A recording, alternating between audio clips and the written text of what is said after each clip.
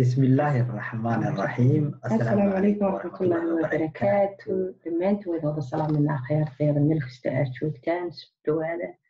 habeen wanaagsan maalin wanaagsan aad saydiin tahay maasha allah wareer sama wade waa idin fiicanay kulli anagu xaggayaga aad iyo aad baan wanaagsannahay maasha allah idinkana sidaa ay si kasii fiican baa ilaahay idinka rajeynayaa kulli caawa waxaan idiin wadnaa oo cusub cuntooyinka nutritionka hore uga hadlaynay barnaamijkeeni bad ku socdaa waxaanu ka hadlaynay barnaamijka horeeyay galboosaha laakiin insha allah waxaan si live ugu cusubnaa maanta ekraan maartay noo sheer garanaysa in badan baan arkay video hore ka hadlay xamaytida iyo dhibaatada keenta maasha allah aad baad u mahadsan tahay horta caafimaadku aad buu muhiim u yahay qofkuna intuu caafimaad qabo wax badan ma dareemo laakiin qofka marka tiisi loogu yimaado amba meel halis xanuunto ayuu caafimaad darrada wax ka ogaadaa aniga maxay ahayd tooy maamaan ahaa maasha allah maamooyinku inta badan waxaa kugu wariyey jublayskama waayo laakiin waqtiyada ka mid ah unbaa waxa igu soo booday 2014 ayaa waxa igu soo booday xanuun maxay ahayd tooy dhinaca layga qabsanayo miisaan aan ku qiyaasay xabad ukuna amba xabad beeda ah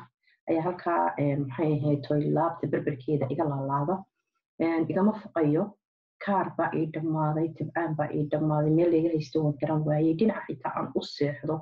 iyo ilaa garabka oo isla kaydegayaan way xanuunayaan okay sidaa markii aan ahaa dhakhtarkaan la xiriiray dhakhtarka markii aan u tegey baaritaan fara badan baa laigu sameeyey waraysi badan baaritaankii laigu sameeyey waxaa soo baxday in xameytidu ay xanuunayso xameytidu waxa yare xune beerka dushiisa ku taala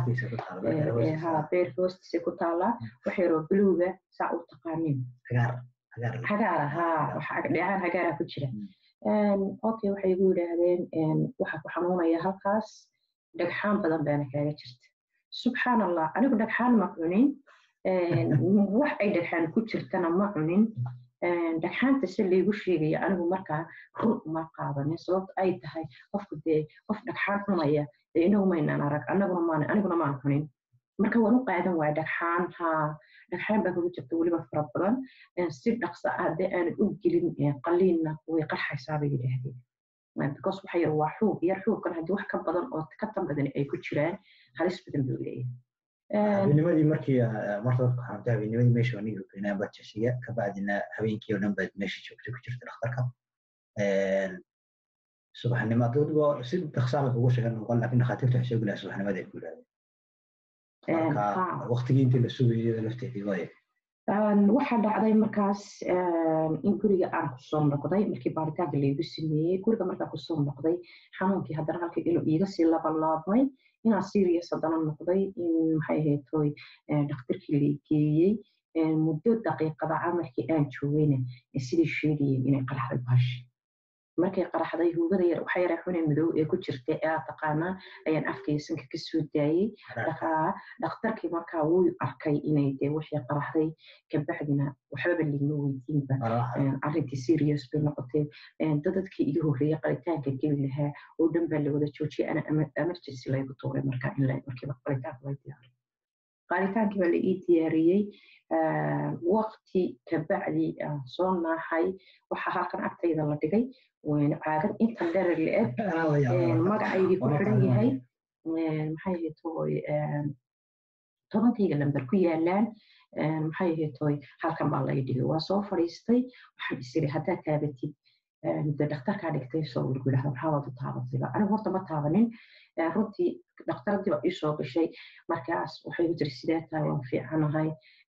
maasha allah waxay igu tiri bahash bay soo qaadaba ii dhibtay waatanay tiri daawo wixii lagaa soo guray wixii baan furay waxay u egyihiin waa dhagxaan mid kastaaba intaasuu la egyahay fartayda xubintaydaasuu la egyahay mid kastaaba wuu dhalaalayaa sida aan ku daawado waxyaalaha laga sheekeeyo dhagxaan qurqurux badan oo meelaha laga soo guro dhalaalaysa way buluug yar lahayo wax dhagax baruur aynu odhan jirro badda caarigeeda laga heli jiray iyo wuxuu wixii oo la jajabiyo weeyaan oo xubin la eg 13 dhagax weeye caagada yarina intaasay la eg tahay wixii baa daawaday dhagax meel ugama eka laakiin wuxuu waa wax yar oo qurux badan oo dhalaalaya weeyaan waa soo saarnay saasaan meesha ugu garaacnay waa dhagax laakiin midab qurux badan buu leeyahay oo aanay caadi ahayn giddigoodu waa isku wada mid waan maasha allah ilaahay baan u mahad celiyey wixii waa laga soo dhameeyey baa leeyay wixii waa laga soo nadiifiyey hadda wixii ka dambeeyay waxaan ku rajeynaynaa caafimaad iyo guul okay dhakhtarkii aan ku sii jiray dhakhtarkii aan ka soo baxay qof kasta markii uu soo booqda amba gurigeyga igu yimaada aan soo qof kasta madaxuu qabsaday waaye waxa isweydiin mudan haddaba anigoon idinku dheeraynin dhagxaantan xaggee ka timi anigu weligay dadka xitaa markay yaryaraayeen ciidda cuna ma ahayn because hooyaday baan weydiiyey nolosha ciid waaya cunin weligay anigu waxaan oo kale ma aragtay waxaana dee wax la iska liqliqo oon bay ku yimaadaan ciidahoo la cuno meel iiga yimaadaan waan garan waaya okay su'aal baan markaa weydiiyey dhakhtarkayga waxaan ku dhahay dhakhtar anigu waxaan ma cunin xaggee ka iman karaa ma iga siin kartaa information yes buu yidhi ikraan waxay ka iman karaan buu igu yidhi cuntooyinka aad cunayso ayaa jirkaada kala safaynayaa markuu kala safeeyo waxyaalaha qashinka ah ayay qabataa buu yidhi bahashani kabacdina way ururisaa way isku xidhxidhaa dhagaxa laguu sheegaya steenku halkaas ka bilaabanaya buu yidhi marka dhagaxa isku xidhan bay dhabalis waaye waxaas maxaa keena maqlo way cuntooyinkii inaan iska ogaadaan doonaya marka wuxuu igu yidhi waa hambeegarka waxa weeyaan qumbaha waxa weeye gorofka macnihii hilbyada la shiido oo dhanna lafaa lagu shiidaa buu yidhi markaa lafihii ciidii qashinkii oo dhan waxay tagaan buu yidhi markay safaysmaan isu ururayaan xamiitaday tagayaan xamiitadu wax yar hadday tahay oo wuxuu yar yahay way sii daysaa keliyahay qabtaa barbuleedba keliyaha ka bilaabna buu yidhi laakiin wuxuu hadduu weyn yahay ayadaa haysata buu yidhi oo biirsanaysa marka waxyaalaha cuntooyinka qashin saarka ka bilaabmaa buu yidhi hamoodin inaad dhagax cuntay oo dalgashay ma aha dhagax cuntadu ka bilaabo haddaba dad badan oo soomaaliyeed waxaa loo yaqaana xamiitida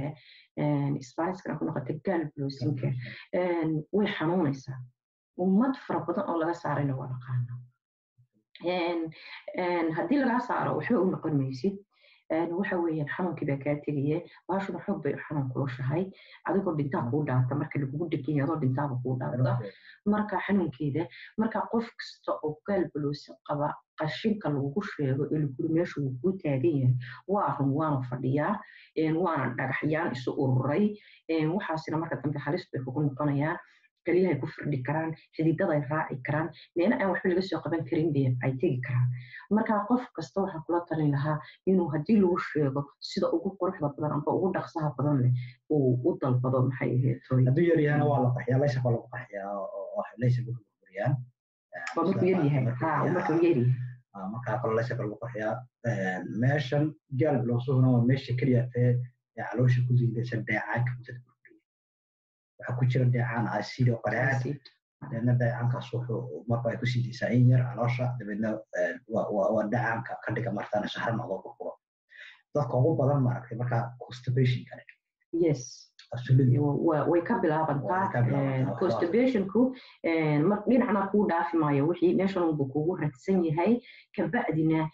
qashin fara badan baa ka abuurma taasna way ka bilaabantaa cuntooyinkana way ka bilaabantaa talabaad soomaali haddaynu nahayna biyaha badan ma cabin biyaha badan cab marka lagu yidhahda inaad qabto dafsi ka qaadaaba laga yaabaa dhaktarka aad hiifto laakiin biyaha badan waxay sameeyaan waxyaala badan bay filkan gareeyaan oo ay jirka ka saaraan qashinkaa inay ku dhaafin lahaayeen baa xitaa dhici karta aanay isbiirsan lahaayeen anigu runtii markaan anigu tayda usoo noqdo dadka biyaha cabbay jiray ma aan ahayn iskuna fiican yihiin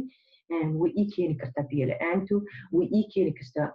constipationku qof calooshiisu taagan tahay baan ahaa way ii keeni kartaa waxyaalaha uu ii sheegay waxa jajaban ku jiraana idinkuba waa arki kartaan hambeegarka iyo waxyaalaha markaa cunaysaa iligu wuu qabanaya waxaas oo wad arkaysaa gabaabkiiyo waxaas waxyaalaha aan aadka u jecelahay marka aad baan u biliifsanahay inay waxyaalaha ka dhalatay laakiin waxaan leeyahay dib ay isugu dhigina iska markiiba iska qalaa iska waxeeya caafimaadkeeduna 1 week ayaad ku arkaysaa meesha kugu ladnaanaysaa marka waxaad ku darsanaysaa fishi waxaan ku darsanayaa inta ugu badan dadka maaragtay Soomaali sababada iyo dadka maaragtay lagu xidhay Facebook-yada iyada ku xidhan insha Allah intaba nutrition-ka aan mar walba ka shaqeynayo maaragtay nutrition-ku very important sababtay tahay qofku wuxuu cuntooyinkii isku shiiday oo qofku meal plan-kiisii cuntooyinkii u baahnaa oo dhan lagu daray markaan hadday noqdo vitamin iyo waxyaabihii jirku maaragtay u baahnayo oo dhan marka waxyaabahaas oo dhan qofku wuxuu noqonaysaa hadduu isticmaalo oo kala breakfast oo kaliya taa oo kaliya quraacda kala hadduu isticmaalo inuu helayo caafimaad wanaagsan oo active ah inuu helayo qofkii cunto culus aan ahayn wixii cunto fudud ay yihiin ma aha oo kaliya hadee Herbalife Nutrition laakiin cuntooyin fudud baa jira oo healthy ah in qofku ogaado ay tahay marka anagu coaching ahaan waxaan u sameynaa aniga Akram dumar iyo ragba waanu caawinaa anagoo maaragtay groups u sameynaa anagoo maaragtay sameynaa marka maaragtay challenge laftooda u sameynaa isagoo qofka maaragtay marka wadada yar in lagu ridayo dibadna hadhow wadada wuu dhacay yes sidoo maaragtay u barto cuntooyinka yes labaad in yar baan idinku noqonayaa qofka marka xanuunkaas oo kale laga qabo amba xaniitidiisa waayo cuntada adag ma qaadan karo cuntooyinka dufantana ma qaadan karo sida beedka waxa loo yaqaano wuu dhibaa tufaaxa waxa loo yaqaano wuu dhibaa kafayga faraha badan wuu dhibaa hilibkii aad cuni jirtay markii hore wixii riqdi jiray amba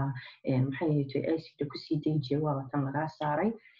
hilibku meeshiisa kugu kaydsanaanaya oo caloosha ma shiidi karto marka qof kasta oo camaliyad caloosha ka qaba ama xaniiti ha ahaato amba barnaamij kale oo caloosha aba ha ahaado waxaan kula talinayaa inuu cunto fudud qaato si jirkiisa wax ay u saari karaan ay u noqoto cuntadana sideedaba 30 daqiiqo 40 daqiiqo calooshaadu inay iska kala safayn karto intii nafaqana ay qaadan karto intii qashisaarana ay iska saari karto ayaa aad iyo aad qurux badan laakiin inagu waxaynu sameynaa inta badan ayuu qaataa qof marka qofka deemshiid kale qofka deemshiid kale xameetida leh ayuu intaa ku qaadanaya adiga hadii aad bale xameetid tahay hilibka kuma fiicna mana shiidi kartid marka hilibka iyo waxyaalaha jirkaada aan u fiicnayn iska ilaali wax nafaqo leh oo wanaagsan oo fudud oo jirkaada hagaajinaya calooshaadina cilada aan ku kicinaynin amba aan wax ku gaarsiinaynin ayaan idinkula talinayaa insha Allah aad iyo aad baan idin salaamaynaa wada meel kasta aad joogtaan waxaan yar ku darayaan leeyahay caloosha waxay siidaa biyaha no 0 points bay siidaa caloosha biyuhu way wanaagsan yihiin ayaa wanaagsan kalluunka oo kala wuxuu qaataa 30 daqiiqo waxyaabahaas oo dhan waxyaaba very important waxa Herbalka oo dhan waxay qaataan 30 daqiiqo Formula 1 Herbalife Nutrition waxay qaadanaysaa iyadana sidoo kale 30 daqiiqo in ka yar waliba 9 daqiiqo meelahaas qaataa qofkuna wuxuu breakfast-iisa ku samaystaa 1 minute marka waa very important waxaan heli marka waxaan leenahay dhammaan reer Samoode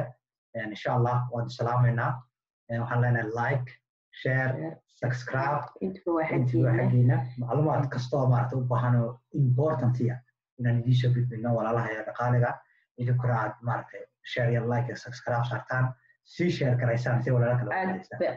aad ba u mahadsantihiin intiini